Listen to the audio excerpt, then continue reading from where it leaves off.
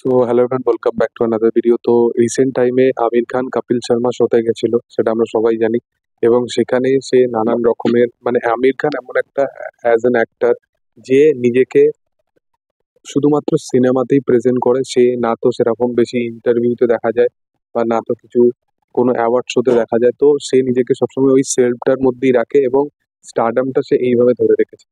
তো আমির খানের লাস্ট ৮ বছরে দুটো ছবি আসে এবং দুটো ছবি আসার ফলে সে তার দুটো ছবি একদমই চলে না এবং ৮ বছরে তার কোনো সুপারহিট ছবি নেই। লাল সিং চাড্ডা, থাগস অফ হিন্দুস্তান, এই দুটো ছবি ৮ বছরে মাত্র দুটো ছবি আনে এবং দুটো ছবি ফ্লপ হয়ে যায়।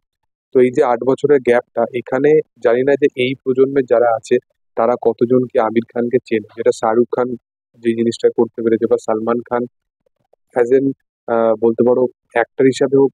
সালমান খান ২০১৬, ১৭, ১৮ পরপর সে ছবি আনতে থেকেছে। সে যেরকমই রেসপন্স পাক না পাক, কিন্তু সে ছবি আনতে থেকেছে। তো তার যে ওই হাইপটা সেটা আছে, টিভি সে করে।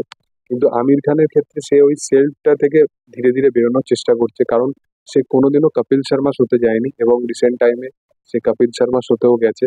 এবং কপিল শর্মা শোতে গিয়ে সে একটা জিনিস রিভিল্ড করেছে যে সালমান খান, শাহরুখ খান আহ, এবং আমির খান, এরা তিনজন যদি একসাথে কোনো সিনেমাতে কাজ না করে তাহলে এটা অডিয়েন্সের জন্য খুব আনফেয়ার একটা ডিসিশন হবে।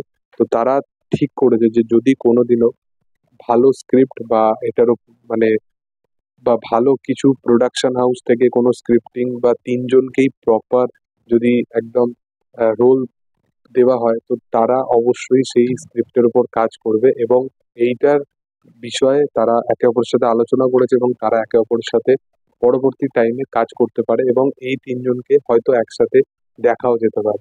এবার ব্যাপারটা হচ্ছে যে এই তিনটে জনকে একসাথে দেখাটা পসিবল নয়, কারণ এই তিনজনকে কোনো প্রোডাকশন হাউস কতটা কি ওই স্ক্রিপ্ট বা কতটা কি ভাবে জিনিসটাকে স্যাটিসফাইড করতে পারবে তিনজনকে, সেটাই হচ্ছে ব্যাপার। এটা যদি কেউ করতে পারে সেটা একমাত্র আদি চোপড়াই করতে পারে। সে যদি স্পাই ইউনিভার্সে বা ওয়াইআরএফ এর কোনো ফিল্মে যদি তিনজনকে আনার প্রচেষ্টা করে, তো হয়তো আমির খান আসলেও এই তিনজনকে একসাথে দেখা যেতে পারে।